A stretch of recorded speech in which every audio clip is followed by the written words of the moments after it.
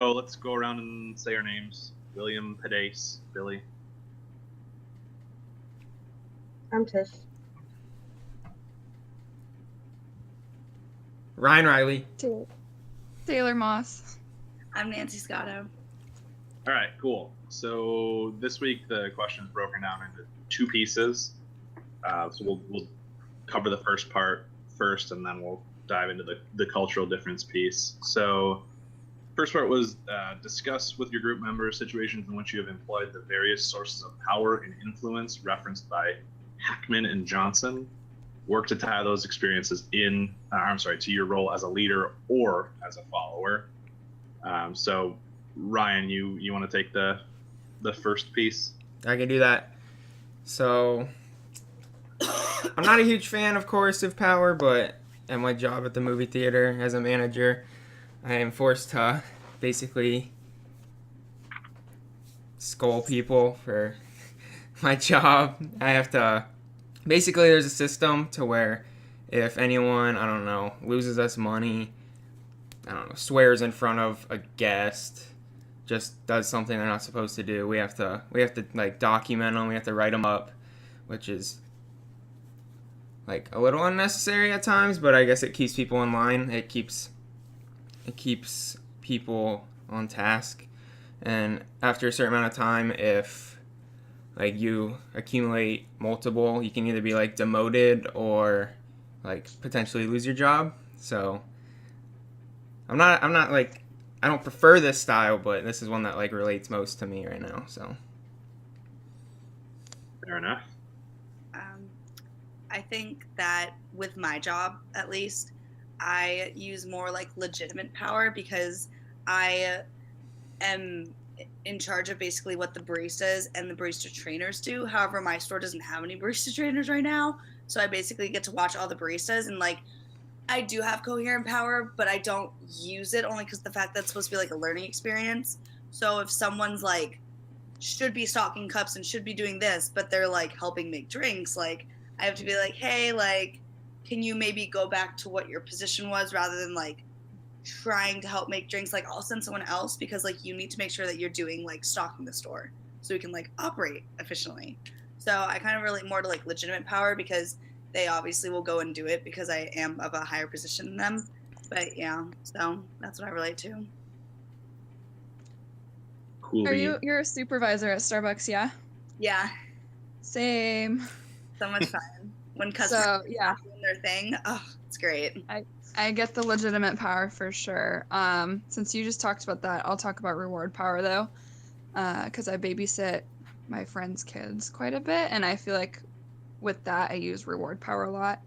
Like when they want to go outside and play, but we need to eat dinner, and I'm like, hey, we can go ride bikes all over the neighborhood if you just eat your pizza first.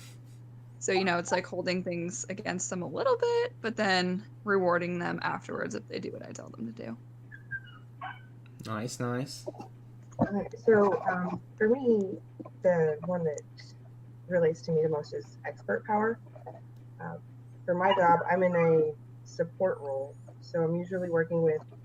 I don't have anybody below me. I don't really lead a team or anything, but I am a subject matter expert on our customer service and fleet service contracts. So anytime an airport location has a question about a way an employee should be paid or should be scheduled, they're asking me what they need to do and how to go forward. So that one kind of relates to me more than the others. Perfect.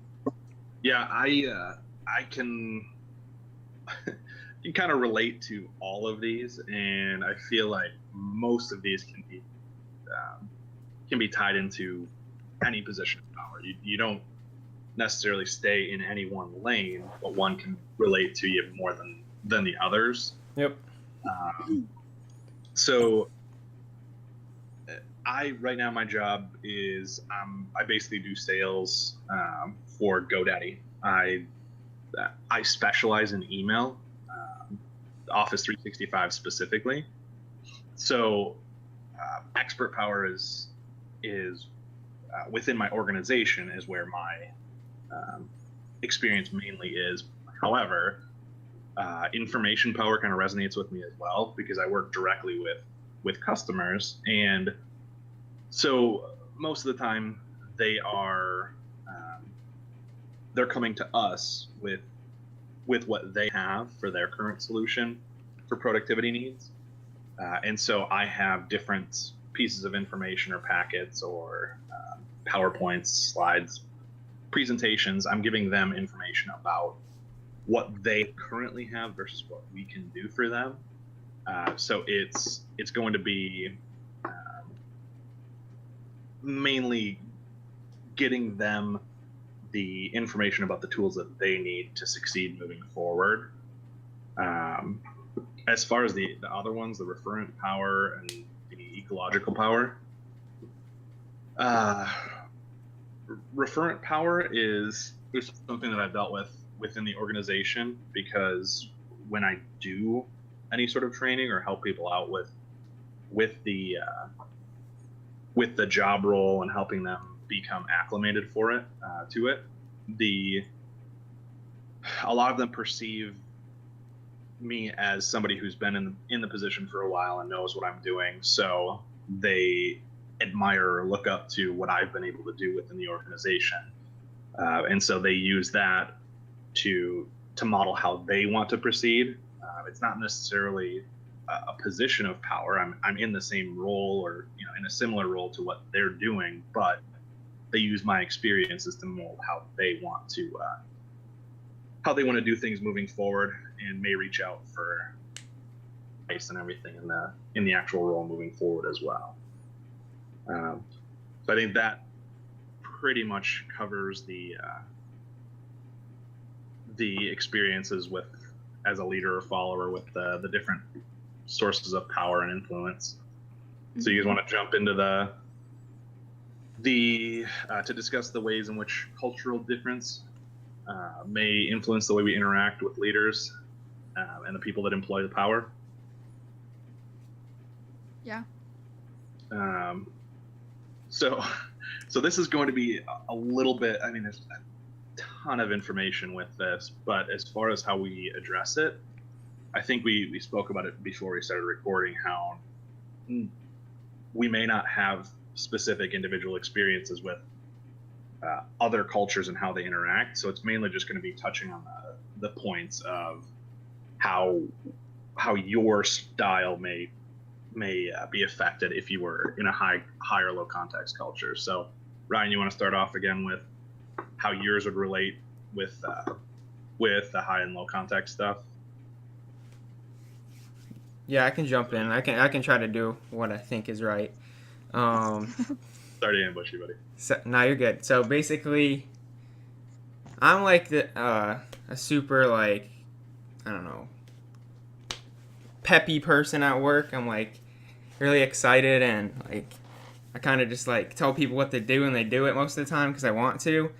But like when you meet those cultural differences of like someone who was, I don't know, just like used to like, it's like you do this and you do this, and more of like a laid back style, like people usually don't react well at first. They're kind of just like, leave me alone, dude. But like I don't know, it's kind of just like, I don't know, you gotta read people. I mean, reading people is like what I do best. I feel like you can kind of just pick out like, you know what, this person is more laid back. This person, like, they'll be peppy with me. They'll be excited to be at work. They enjoy their job. It's kind of just like picking out those kind of differences that can really define what kind of power you want to use to interact with them. Yeah. Cool. Go ahead. Oh, okay. I was gonna say I agree with that, because at work there's actually this one girl who's like, she never seems like she's like excited to be there. So I have to like put her in a position where she's not doing a whole lot of customer service and she's not really interacting with the customers, because I don't want her like attitude, or not, it's not really an attitude, but I don't want her like reflecting on like us. So maybe I'll put her in a position that doesn't really require her to have customer service, and that may make her upset, but like I can't help that she's not happy to be here. Yep. And that this is happening to her, because I just want to make sure that we're giving us best customer service as we can. And so you're not going to have great customer service if you have someone say, I have a grande pumpkin spice latte for you, exactly like that, because that does not sound very, like, friendly. Sounds delicious. The drink sounds delicious. The customer service was like 0 out of 10. So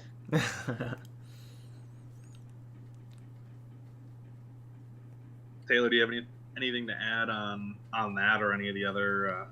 Not necessarily that. I haven't really worked with anyone from a completely different culture, necessarily.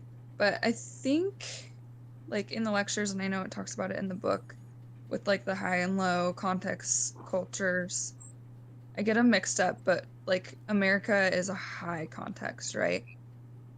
Where we're kind of just, like, upfront, like, say it how it is, like, direct.